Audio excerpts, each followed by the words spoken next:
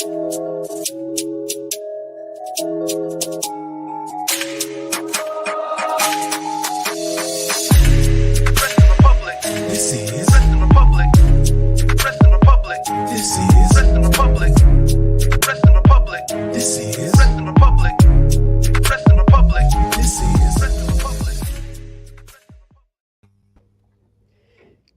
evening from Swansea, wrestling fans. I'm your host, Ben Allison, and you are listening to Wrestling Republic's daily broadcast, your one-stop shop for professional wrestling, insight, news, and reviews on a daily basis. And it's Wednesday. You know what that means. It means it's time to preview tonight's episode of AEW Dynamite. And we do have a stacked one. The Continental Classic Gold League is wrapping up tonight, and it's an exciting time to be a fan of All Elite Wrestling. We're going to break all that down, a bit of MJF as well, and more on today's show. So for that, I need a great panel, and let's kick things off with the co-host of the show, Clark Taylor. Clark, how are you today? I'm doing great. You know I love Wednesdays. I'm stoked about it. I'm stoked to be here. It's going to be a fun Dynamite, and more importantly, it's going to be a fun daily broadcast today.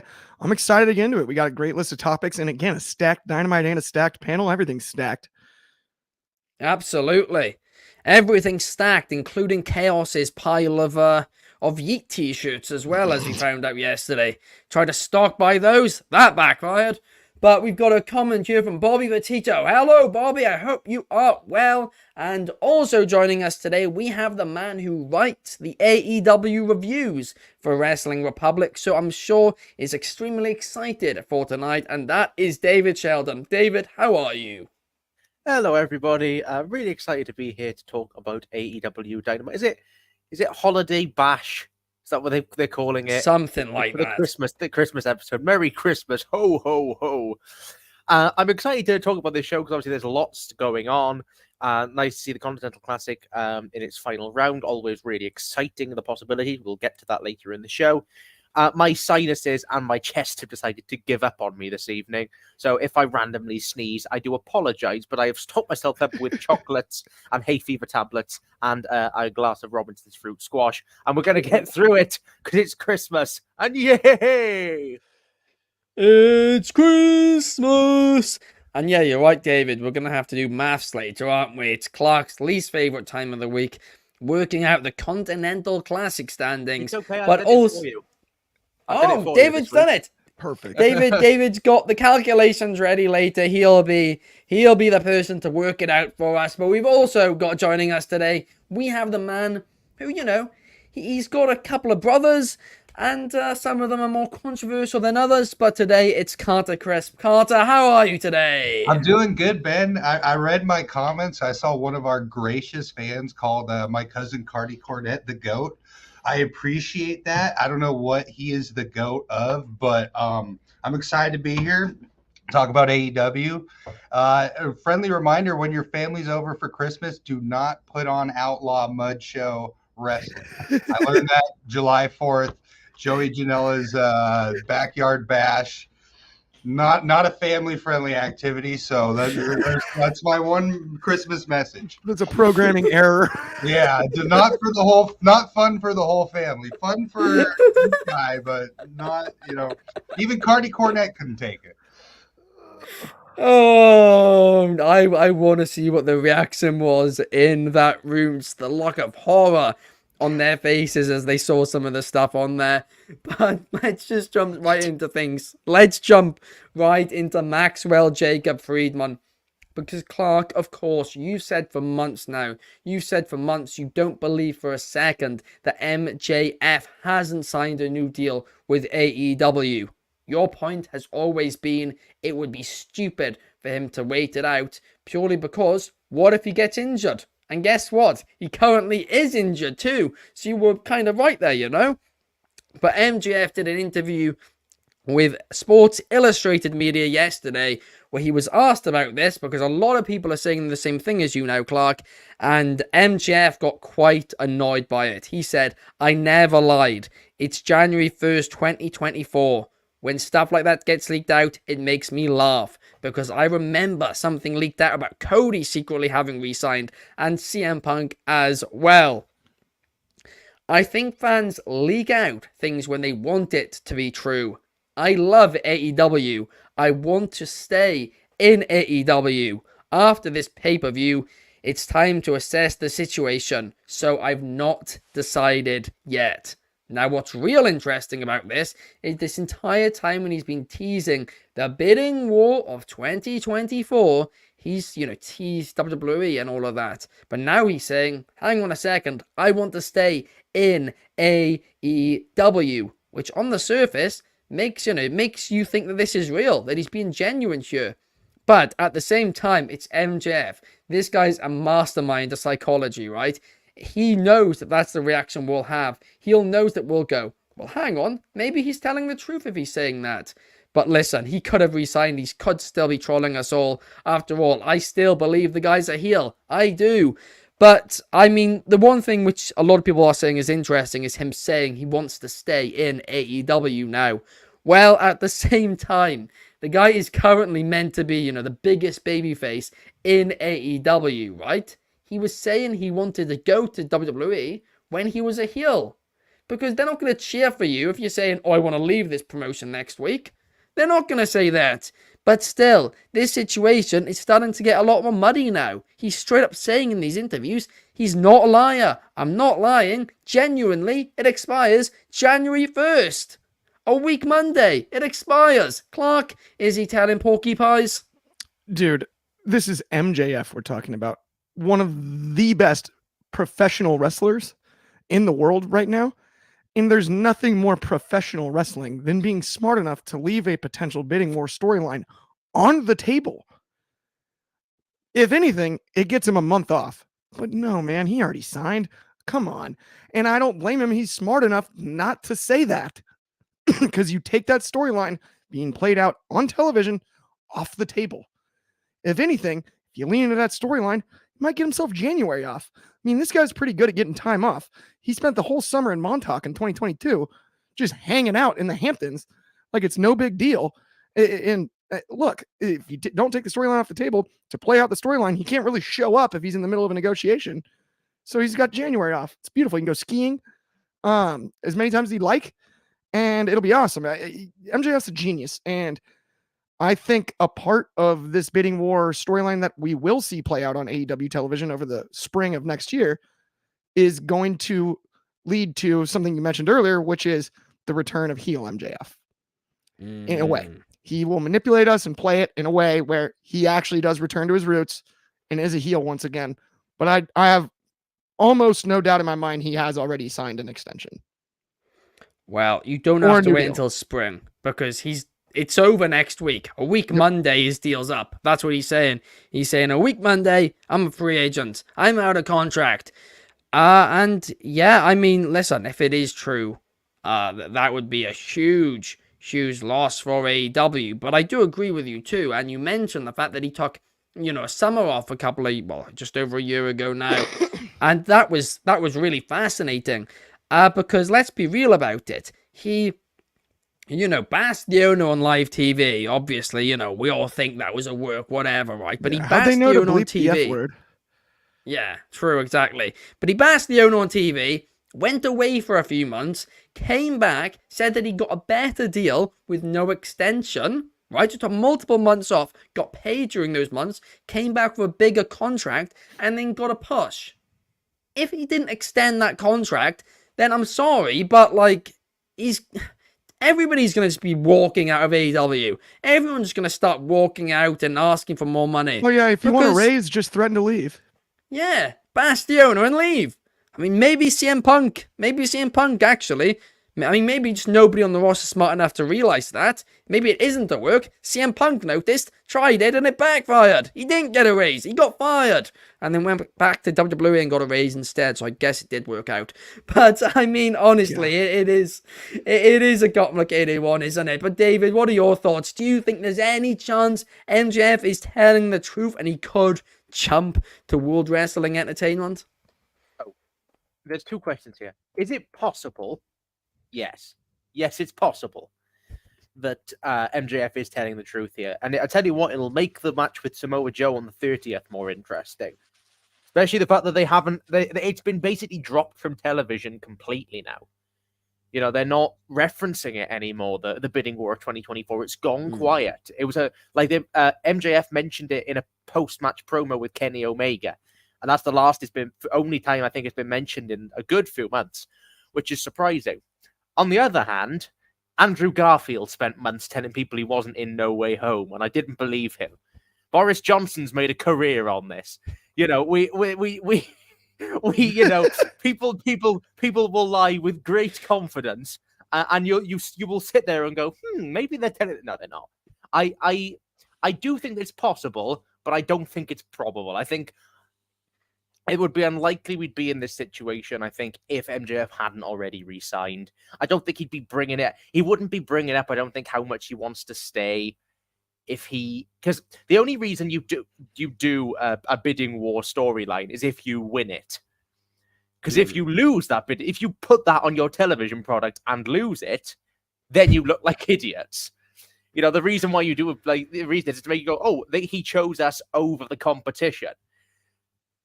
The fact that it's gone from television worries me slightly in that regard. However, exactly like you said, Ben, he's a babyface now, so it doesn't really work. Because when he's a heel, threatening to walk out the company with a world title, that's interesting. When it's Punk and he was leaving with the world title against a company nobody liked, and against he was the anti-authority, that's great. But AEW has a devoted fan base of people. So if MJF is going to threaten to walk out on your television show, they're not going to cheer him for it. It's true. You know, they're not going to. AEW's hardcore fan base, they're not going to want him to go to WWE. WWE's hardcore fans would be quite interested to see Punk go to Ring of Honor. You know, that's the difference there. So I do think it's a very complicated situation, but I do think he's re-signed, and I think.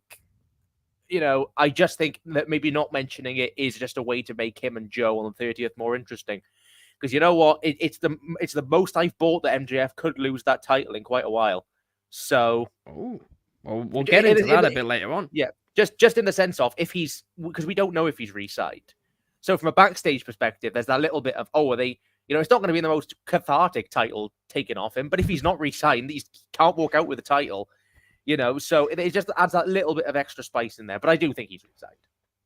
I mean, we got a couple of comments here. Firstly, Nicholas.levs on Instagram thinks it's not even possible. Danny Swerve on Instagram thinks MJF hasn't signed a new deal and he's telling the truth, but is staying. Meanwhile, Bailey on YouTube believes he's 1000% staying.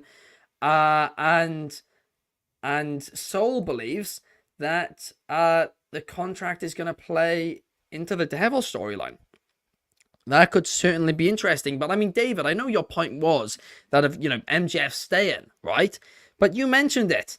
The fact that they've left it off TV, hang on a second, is that because they don't want to lose the storyline? Because they think there's a chance he might walk? I mean, that would... It just adds that little bit of extra thing in there. Just like, I do think he's re-signed, but I don't think it's cut and dry. Weirdly, it was cut and dry when I started talking. And then the more I've kind of talked myself out of it a little bit. But yeah, I think the only reason it's not been on TV is because it doesn't really work with a babyface character like MJF's currently is. But you never know. And that's what makes wrestling exciting, folks. Have you considered a career in politics, David, to try and, go against Boris Johnson? Because you are very, very persuasive in your thing. When you started talking, I believe no way MJF could go to WWE. You finished talking, and even though you were telling me he wasn't, you've made me believe he is. I am absolutely stunned. But Carter... But Carter, what about you? Is there a chance Maxwell Jacob Friedman does just leave AEW, says bye to Tony Khan, and flies over to WWE? So after hearing you guys, and it looks like you might have froze a little bit. That might be on me, but no, I'm my brain says that Clark and David are right. There's no chance. He's just putting this on TV, but let me just play devil's advocate like I tend to do here. I mean, he was talking to John Cena for a pretty long time at the premiere of Iron Claw, I believe was the movie. And John Cena is, I can't think of a better company man than Mr. Cena. And, you know, me as a Samoa Joe homer, I mean, no better man to carry that title into the new year than Mr. Joe. Joe.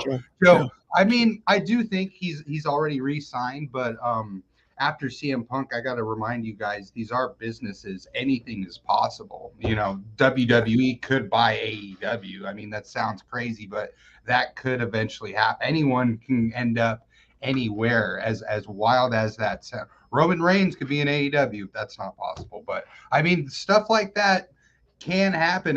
We thought CM Punk was completely out of work. So I would say anything is possible between these two companies, and the forbidden door, the real one, not the kind of the one for show, is it's kind of, people are going back and forth between it. So I do think he may not be lying, you know. And David, you're too honest for politics. That's my take on that one.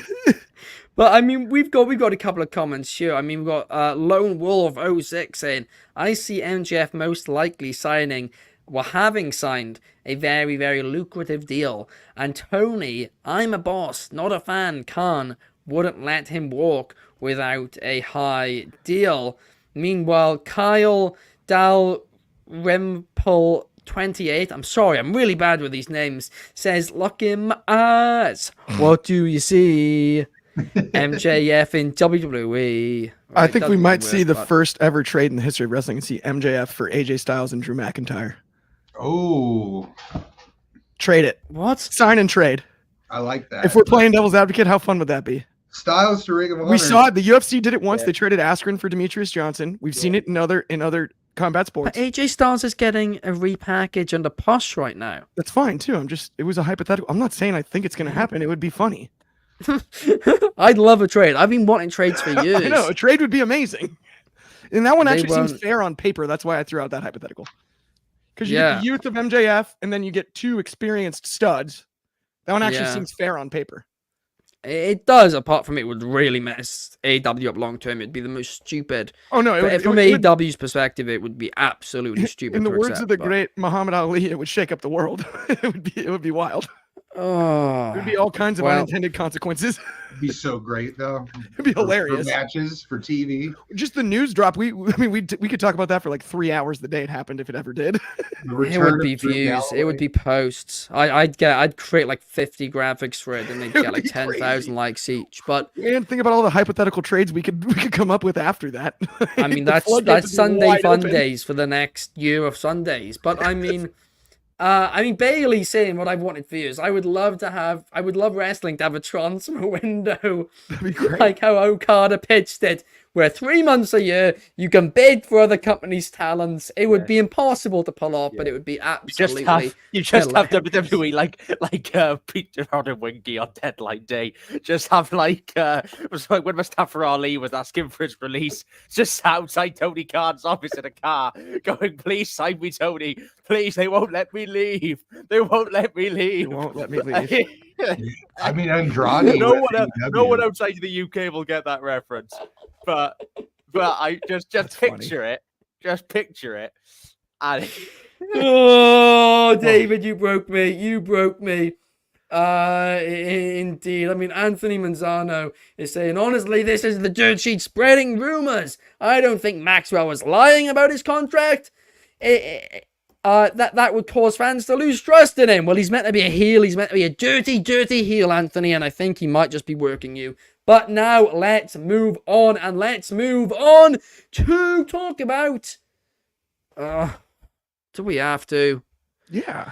Right, okay. Every single week I come on here, I complain about the booking of this AEW women's division, right? Strap in, it's rant time. I don't even have the energy to do a rant today. Saraya lost the title. She's done next to nothing on Dynamite or Collision since. I think she might have done something on Rampage, but nothing that they've shown on Dynamite or Collision to expect the vast majority of their viewers to know about, right? And now suddenly she's facing Riho in a number one contenders match, right? So first Riho faces Ruby Soho. Wins. Now Riho faces Saraya, And then if Rio wins, she gets Toni Storm. Now, that makes it seem like Ruby Soho and Saraya are Toni Storm's lackeys, when in fact, they hate Toni Storm, and they're also feuding with her. Well, in a feud which has since What's been wrong with dropped, that? I guess. Multiple people challenging for the title. Not only Because that, it's like, not okay, only we'll that, get you through should one have to earn faction. your way to who a title Saraya- shot. It's better than have her go Okay. beat the championship Well, in a champions contenders match. Have it against Sky Blue, who's been working her way up the rankings then. That would make more Sky sense. Blue's She's been done more than involved in big Saraya. matches the last month and a half. She's been involved What? in more big matches on television than she has been in the last 2 years. That's my point. But That's what I'm saying. Put her against Sky she's Blue. in a 'cause that would make- storyline that is unreal. You just said all three are now in a position to be feuding with Toni Storm. Well, they're not Sky because they Blue dropped. is They not dropped directly that feuding with feud. Toni Storm. She's They feuding with. dropped the Outcast and Toni Storm. They haven't touched on Have it for they? about a I don't month. know. I don't know. It's not the same where like it's fully dropped. It's on hold. It's backburnered, but that doesn't mean that the tension's not still there. Well, anyway, I'm willing to bet a lot of money if I was a betting man, which I'm not. That Rio's going to win tonight. It's the most predictable thing ever. I don't know.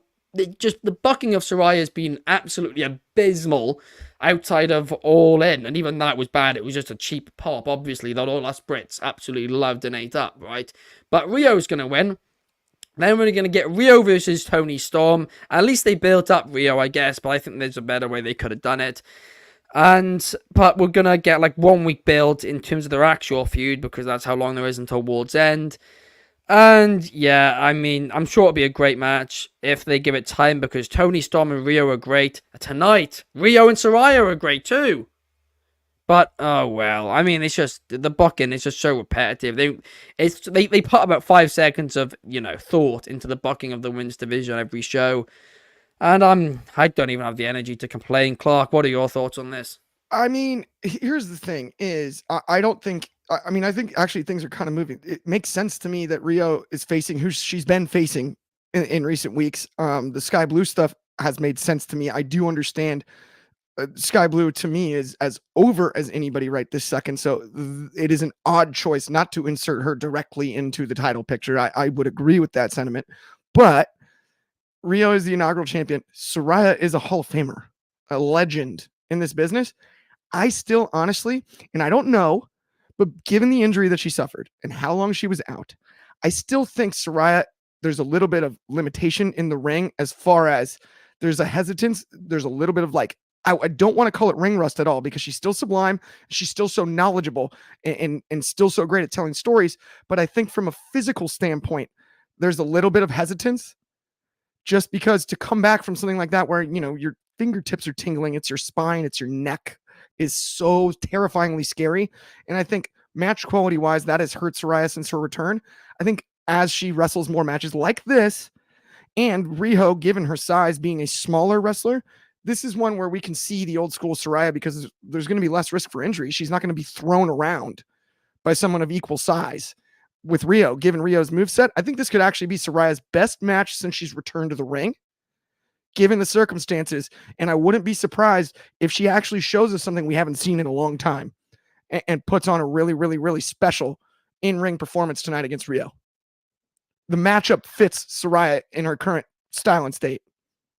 Listen, Clark, I hope you're right. I really do. I think you made some great points about Saraya. I do, but I feel like every week you're really positive about the women's division. The bucking of the women's division. We both agree that this roster's got tons of fantastic women in it, but then every week what I say ends up, you more than often than not end up being the case, and it's just like, buck it better, guys. Come on, the women deserve more. Like, I'm not even gonna rant about it. The women just deserve more. That's all I'll say. But anyway, let's now move on, and let's be a bit more positive, shall we? Because we've now got, he's back, indeed. Carter has left the building, and his long lost cousin, Carty Carnett, has risen and appeared. And we're going to talk about Roderick Strong versus Commander. Because, of course, next Strong, Roddy Strong, he's, of course, been on AEW tons as of late. Every week he's getting over. And this week they're putting him in a bit of a random match against Commander. They kind of, built it a little bit on Collision. But yeah, Strong versus Commander. Obviously, they're continuing the build of Roddy Strong, next Strong. But what are your thoughts, Carty Carnett? Well, Ben, I took a little break from wrapping up Christmas presents at the orphanage to bring you this holiday message. Christmas is all about giving.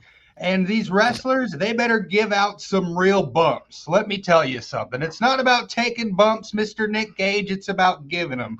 And let me tell you something. In this match, there's only one trampoline boy, Mr. Commander. So there's about a 50% chance this thing looks like a real fight.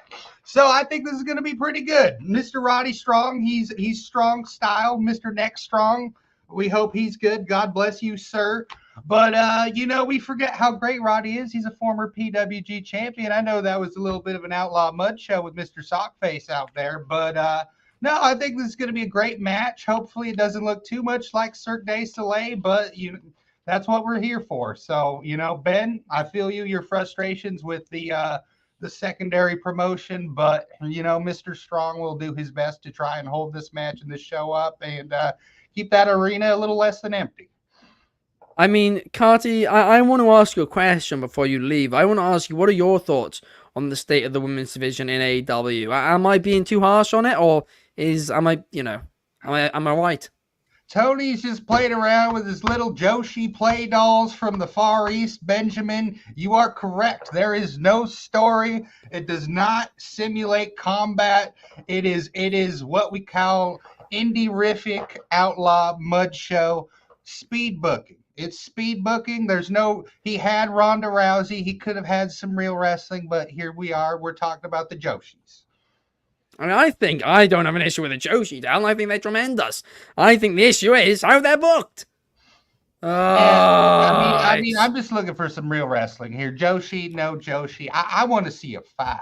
That's what I want to see, which is why I've gone to my favorite wrestling promotion, the UFC.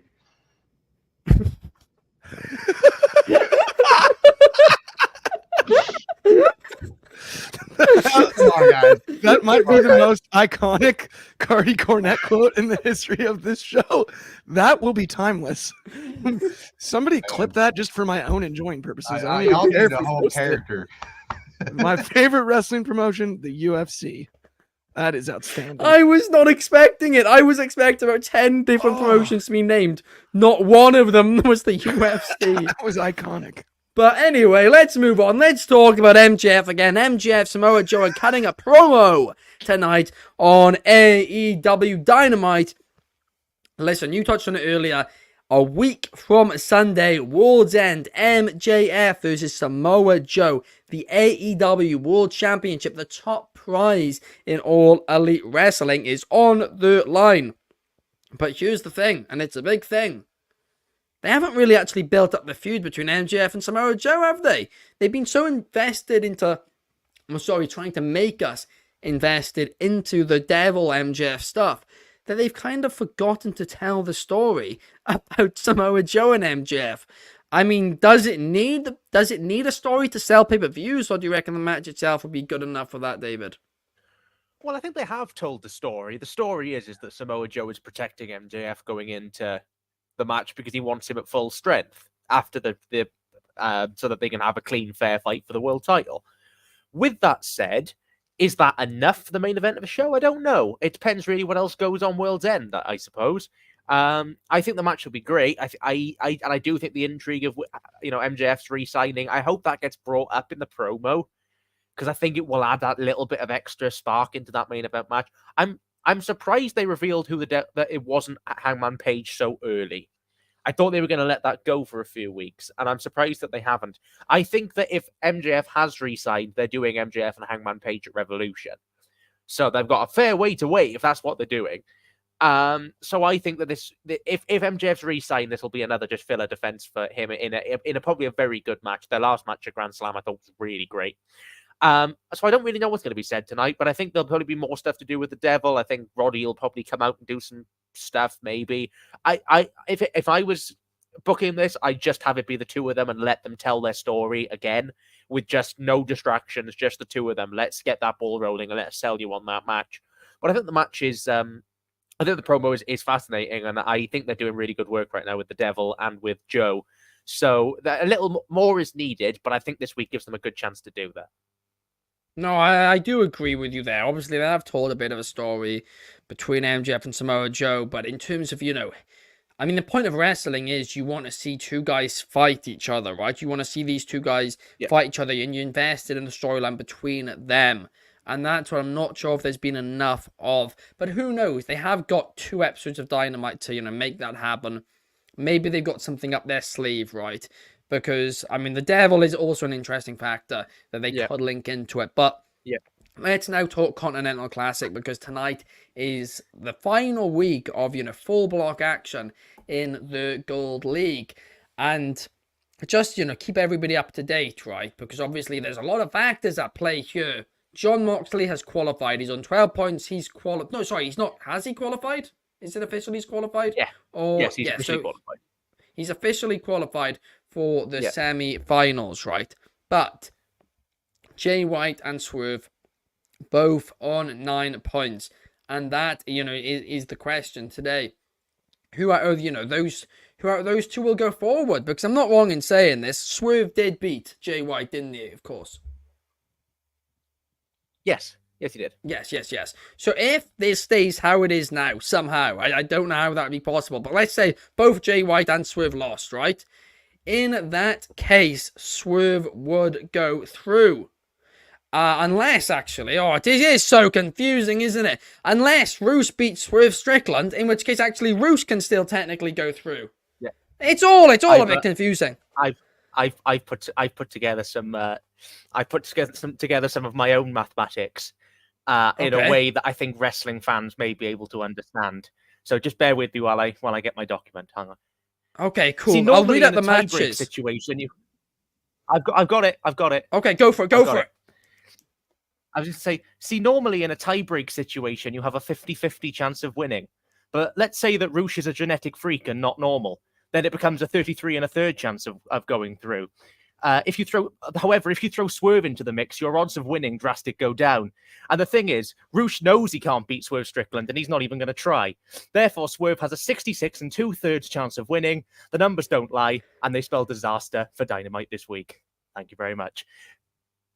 I'm now more confused. It makes no more sense than it did 5 minutes ago, but I couldn't resist Dynamaths. Well, okay. So, that was gold, but I'm even more confused. Right, so, basically, guys, if Jon Moxley... So, basically, Jon Moxley's facing Jay White tonight. If Jay White beats Jon Moxley, then he is qualified. That's as simple as that. Both Jay White and Jon Moxley will go through. Ruins everything else, and the rest of the night isn't important. So, I presume that will main event. Jay Lethal is facing Mark Briscoe in a match which has 0 point apart from who will finish last. Who will get those 2 points and who will get that big 0? I predict a draw. I don't actually. That is a joke. And then the other match, Swerve Strickland versus Roosh. This is the interesting one, right? Because if Roosh beats Swerve and Moxley beats White, Roosh goes forward. If Swerve beats Roosh, then Moxley beats White, or even White beats Moxley, then Swerve goes through. So it's a very confusing one. I mean, it's only just dawned on me. I'm not wrong about this, am I? If Swerve wins tonight, which I'm presuming is going to be the opener or early on in the night, then the main event's pointless. Because Jay White, if he wins, he still can't qualify. Hang on. Is there a scenario? No, he could qualify. Jay White could qualify, and then Moxley wouldn't qualify, so Moxley hasn't qualified. Oh, gosh. But he's on 12. Yeah, and Jay White's on 9, so if Jay White beats him, he'll overtake him. But then it's Swerve. Oh, this is awfully confusing. And then it's Swerve and Jay White. And then it's who won between Swerve and Jay White, which would be Swerve. No, but Jay White's then ahead of Moxley. Because Jay White's then ahead of Moxley, but then Moxley beats Swerve. This is an absolute headache. I spent so long on my Steiner maths, I forgot to actually work this out. This is... Anyway, I don't know if the comments can I'll help just give us. My predictions for, I I'll actually give my think I have it predictions for the figured out matches. when you get to me, sorry. Because we can... Go ahead. Anyway, David. go for it, David. Well, go for it. Yeah, let me. I don't actually think it's going to be all that complicated, because I don't think it's going to be as. I think the actual mathematics is possibly more complicated than what I think is going to happen. I think Briscoe will beat Lethal. And I think Lethal will end it on 0, and that will probably spark him splitting away from Team Jarrett, which I think will be a shame because I love Team Jarrett. Nobody else does, but I do. But yeah, I think Lethal needs it. He has been the whipping boy in this tournament, I think, by design. And it'd be nice to see Briscoe get a nice win because he's done really good stuff this tournament. I think Swerve is going to beat Roosh. It's difficult with Swerve because I don't really want him to win the Triple Crown, but also I don't want him to lose. That's why probably the match with Moxley probably should have been a draw. But either way, I think it'll be a really fun match. And yeah, I do think Swerve will probably win unless something costs Swerve. I don't know. And I do think Moxley's going to beat Jay White because I think, spoilers for who I think's winning the Blue League, but I think it's a Moxley Kingston final. And that would as in and having an undefeated Jon Moxley who's battered everybody against an Eddie Kingston who's had to fight and scratch and claw his way to the final. And that's what I think it will be the clash of styles. So in order to do that, Moxley has to win all his matches, and to do that, he has to beat Jay White. So yeah, those are my predictions for Dynamite's Gold League matches. I mean, I do actually think that I disagree with you on the final, David, but I do actually think you might be right about today because I've just worked it out, right? And I've just properly for a minute worked this out. Jay White wins, he goes to 12. Swerve wins, he also goes to 12. Then you have all three of those guys, Moxley, White, and Strickland, all on 12. And of course, then it's who beat each other. Well, Swerve beat Jay White, right? So Swerve's above Jay White. But Jay White beat Moxley, so White's above Moxley, but Moxley beat Swerve. So then wouldn't... Three-way tie, you just took my entire take. Three-way tie, they don't have any time to do a tiebreaker. three-way tie. Yeah, they do. You make it a three-way semifinal instead of a 2. It's professional wrestling, Ben. I think that this is overly confusing. I think it's not overly confusing if you have a three-way title with all those tiebreakers. I think we need to bring in goal difference and make this a lot more like the Premier League. And of course, as we all know, Carter, the Gunners are winning the Premier League. But who is winning the Gold League? Because, yeah, what are your predictions for these 3 matches? Well, I mean, I guess I'm Carter, not Mr. Cornette, but he left his sunglasses on his way out. He told me, who wants to do mathematics at a wrestling show? That's what he said. And then he ran out and slammed the door. But, you know... I like David's prediction of Eddie Kingston. I've been watching against both my family and my cousin Cardi Cornette's will. I've been watching a lot of CZW, and Eddie Kingston is just the gritty king. His promos in old CZW are amazing. I love that storyline because I thought he was completely out. I got the point system up, and I think I have this thing figured out. I don't at all. Eddie Kingston totally has a chance if he wins tonight. Yeah, he does. Well, he's not on tonight. Eddie Kingston's not on tonight. Oh, no. Mm-hmm. But this is I'm going to be wrong, and I'm going to make it. It's going to be Jay White and Eddie Kingston in the final, with Kingston going over and getting his Triple Crown belt. Because I think it's too soon to kill off Jay White. I think put Jay White over Mox. Mox is already over enough, and have it be Jay White and Swerve in the final. That's my mathematical prediction. In terms of tonight, though, who's winning between... How are we going to get there? Swerve versus Roos, Moxley, Jay White, and Lethal Briscoe. So Swerve beats Roosh, right? Moxley loses to Jay White, and then Briscoe Lethal. That's a tie. So in this situation, we're now in the situation which I'm terrified of, and Bobby Petito's predicting, where they're saying, and Clark's saying they should do a triple threat semi-final, because in that situation what you just laid out, Swerve, Moxley, and White would all be tied. I mean, it's awfully just confusing, isn't it? I mean, I know you're joking about what, Carty Garnett said or whatever, but the reality is, this is a lot of maths for somebody who just wants to turn on the TV and watch wrestling, right? For us hardcore fans, it's fun to speculate and work out or whatever. But genuinely, as I'm saying this, I'm like, are they trying to just kill their casual audience. Because I love the Continental Classic. I think it's great, but I think they might have just overcomplicated this thing with the winners beat whoever. Maybe they should have just said, because you would have had the same outcome too, it's only on points. Who you beat doesn't matter, it's just on points. Because if they said that, then I guess it'd be less confusing for everybody involved. I mean, it would be, because you wouldn't have had to have done Kind that of defeats the 5-minute point of the calculations. tournament then, doesn't it, really? Because then you just get more tiebreakers and more. I think that would make it more confusing. That would I make do it think- way more confusing. Yeah, Would I it? think that the Way more. Yeah, I actually think that the three-way idea isn't a bad one if it means that Swerve doesn't get pinned. If it's a way to get Swerve out of the tournament without him being pinned a second time, then I That don't makes think sense. that's actually a terrible idea. If Moxley Yeah. pins White in a semi, Maybe. No, actually, I don't hate that. I don't That's a decent idea, but I think it's just the commentators are going to have to do a great job at explaining, and they've not.